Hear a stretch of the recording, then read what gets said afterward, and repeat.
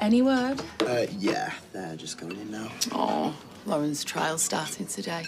I've got Bobby and Nina on the case, but he can't go down till he's given evidence. We know. Also, Lauren finished with him yesterday. We know that too. Oh, text from Nina. Doors are opening. Perhaps you should refrain from corresponding. Oh, apparently they've got to sit downstairs with the press. Lauren must be terrified. Hey, bet you wish you could put your arm round her, don't you, Max?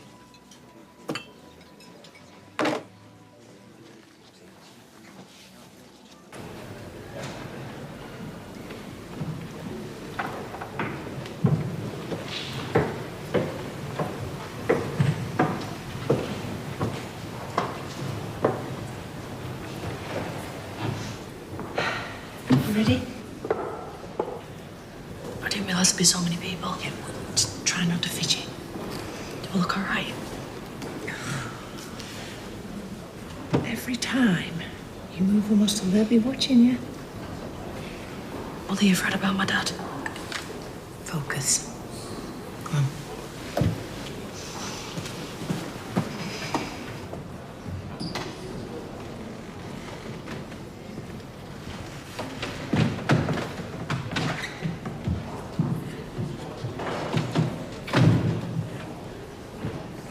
Ladies and gentlemen of the jury, the defense will base their case on one thing and one thing only.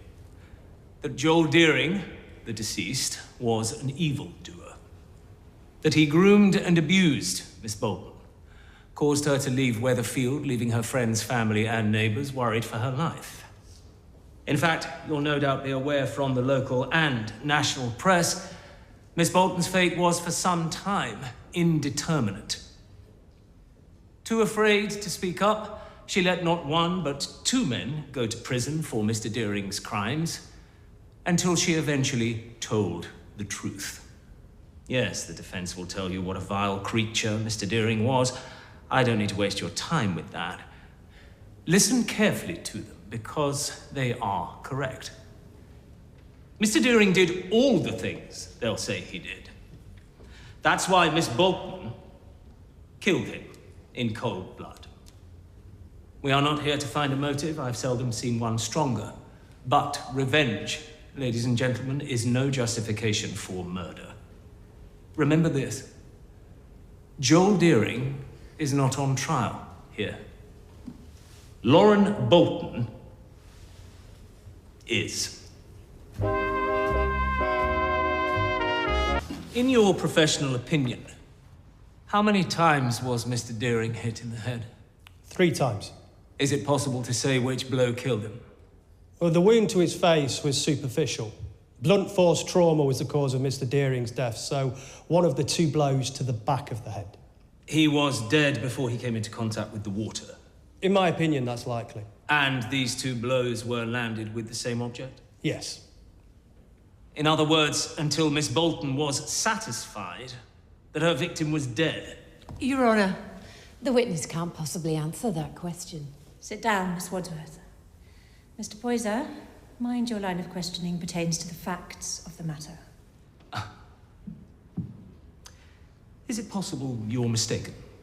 That Miss Bolton told the truth and there was only 1 blow dealt? It's unlikely. So it was a lie. She's a liar. No further questions.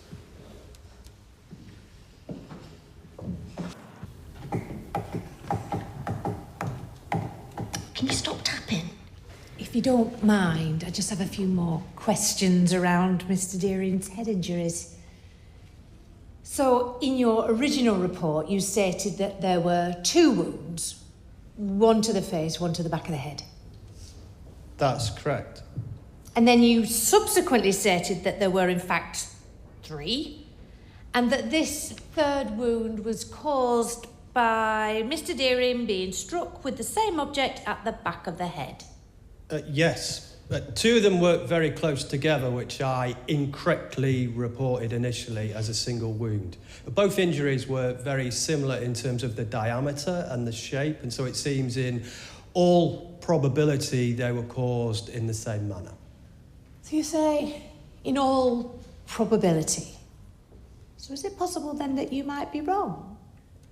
Or mistaken in your conclusion? With all due respect, this isn't guesswork we're talking about here. Forensic pathology is a specialist area and we're not prone to making mistakes. Well, you just made quite a big one before. You left one of the wounds off entirely in the original report. Yes, but as I explained... So is it then possible that this third wound, originally unaccounted for, was caused not by a blow to Mr. Deering's head, but by his head striking the ground after he fell? I couldn't rule it out. Sorry, is that a yes? Yes. Thank you. No further questions, Your Honour?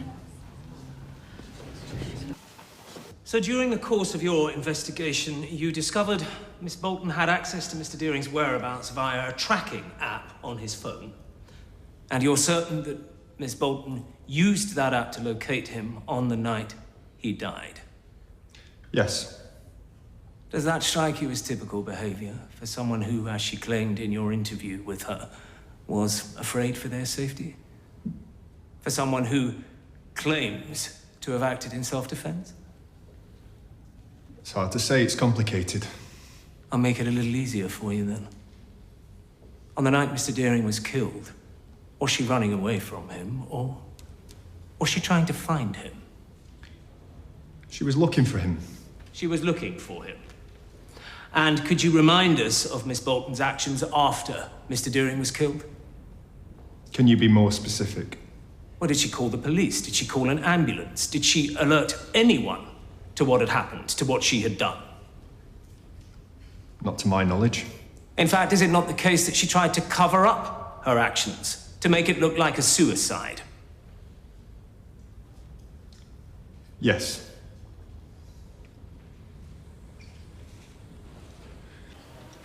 Look, is everything all right? It's just I can't stop worrying about what that prosecutor bloke was saying. About there being 3 wounds and not 2. I mean, is it going to hurt my case? 2 or 3 blows doesn't necessarily prove intent to murder. But I told you from the start, it were not going to be easy. And I need you to be honest with me. To tell me the truth. I have told you the truth. You didn't hit him twice. What? No, Look, I am telling you the truth, all right? All right. All right, I believe you. Let's just hope the jury does too.